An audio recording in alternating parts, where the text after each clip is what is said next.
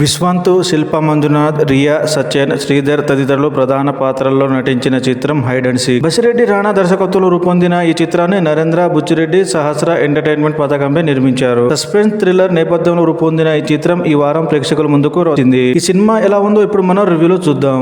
ముందుగా ఈ సినిమా కథ విషయానికి వస్తే, కర్నూలుకు చెందిన శివ ఆర్మీ డాక్టర్ కావాలనుకుంటాడు. తండ్రి, అల్లుడు ఇద్దరు సైన్యంలో పనిచేసి దేశం కోసం వీరమరణం పొందుతారు. ఏదో రకంగా దేశానికి సేవ చేయాలనే కోరిక ఉంటుంది. తన అక్కతో ఉంటూ మెడిసిన్ చదువుతూ ఉంటాడు. తన తోటి విద్యార్థిని వర్షతో ప్రేమలో పడతాడు. అలాగే వర్ష తండ్రి డాక్టర్. ఆమె పెళ్లికి అంగీకరిస్తాడు. ఒకరోజు శివ ఇంటి దగ్గర కొరియర్ బాయ్ చంపబడతాడు. ఎవరో కర్రతో కొట్టి చంపేస్తారు. యాక్సిడెంట్ అని చెప్పి పోలీసులు కేసు క్లోజ్ చేస్తారు. ఇది యాక్సిడెంట్ కాదని హత్య అని గుర్తు తెలియని వ్యక్తి నుంచి పోలీసులకు లేఖ అందుతుంది. కేసు దర్యాప్తు చేస్తున్న వైష్ణవి దానిని సీరియస్ గా తీసుకోదు. ఇంతలో శివ స్నేహితుడు చందు ఆత్మహత్య చేసుకుంటాడు. మొదట అందరూ ఆత్మహత్యగా భావించిన శివ మాత్రం హత్యగా భావిస్తుంటాడు. కట్ చేస్తే అది ఆత్మహత్య కాదు, హత్య అని శివ మీడియాకు లేఖ పంపుతాడు. ఈ కేసు మీడియాలో సంచలనం సృష్టిస్తుంది. దీన్ని పోలీసులు సీరియస్ గా తీసుకుంటారు. శివ ఒక హత్య కేసులో చిక్కుకుంటాడు. శివ ఎందుకు మూలన పడ్డాడు, ఎవరు చేశారు,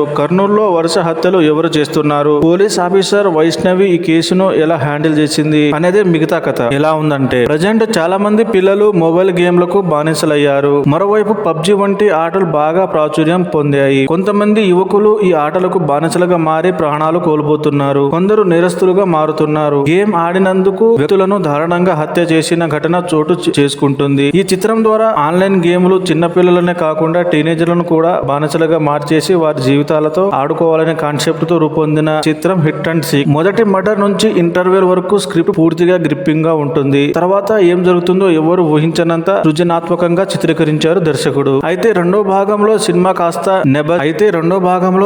కాస్త లో అయిన ఫీలింగ్ అయితే కలుగుతుంది. కాసేపటి తర్వాత మళ్ళీ వేగం పెరుగుతుంది. అసలు ఈ హత్య వెనుక ఎవరున్నారో ఎవరు ఊహించని విధంగా కథ సాగుతుంది. అయితే ఈ హత్యలు ఎవరు చేస్తున్నారు, ఎందుకు మరియు ఎలా జరుగుతుంది, దాన్ని పురాణ కథతో ముడిపెట్టే వ్యక్తీకరించిన తీరు ఆహ్లాదకరంగా ఉంటుంది. మారణ హోమం జరిగితే ఏం జరుగుతుందనే ఆలోచనతో ప్రేక్షకులను భయపెడుతుంది. ఈ సినిమాలో చాలా అంశాలు ఉంటాయి. ప్రీ క్లైమాక్స్ తర్వాత సినిమా మళ్ళీ వేగం పుంజుకుంటుంది. అయితే పైన చెప్పుకున్నట్టు ఇది మామూలు కమర్షియల్ చిత్రాలకు భిన్నంగా ఉంటుంది. కానీ క్లైమాక్స్ మాత్రం చాలా నెమ్మదిగా సాగిన ఫీలింగ్ అయితే కలుగుతుంది. మొత్తం మీద సినిమా చూసి బయటకు వచ్చే ప్రేక్షకులకు ఒక థ్రిల్లర్ సినిమా చూసిన అనుభూతి అయితే కలుగుతుంది. ఎవరు ఎలా చేశారంటే, ఇప్పటి వరకు లవర్ బాయ్ ఇమేజ్ సొంతం చేసుకున్న విశ్వంత్ ఈ చిత్రంలో ఫెరోసియస్ క్యారెక్టర్ లో జీవించారని చెప్పాలి. ఇక పోలీస్ ఆఫీసర్ గా చేసిన శిల్ప మంజునాథ్ నటనతో మంచి మార్కులు వేసుకుంది. మిగిలిన నటీనటులు తమ పరిధి మేరకు నటించి మెప్పించారు. ఇక టెక్నికల్ విషయానికి వస్తే బ్యాక్గ్రౌండ్ మ్యూజిక్ స్థాయి తగ్గట్టు ఉంది. నిర్మాణ విలువలు బాగున్నాయి. సినిమాటోగ్రఫీ చాలా రిచ్ గా ఉంది. చివరి మాట, థ్రిల్లర్ సినిమాలు ఇష్టపడే వారికి ఈ చిత్రం ఖచ్చితంగా నచ్చుతుంది.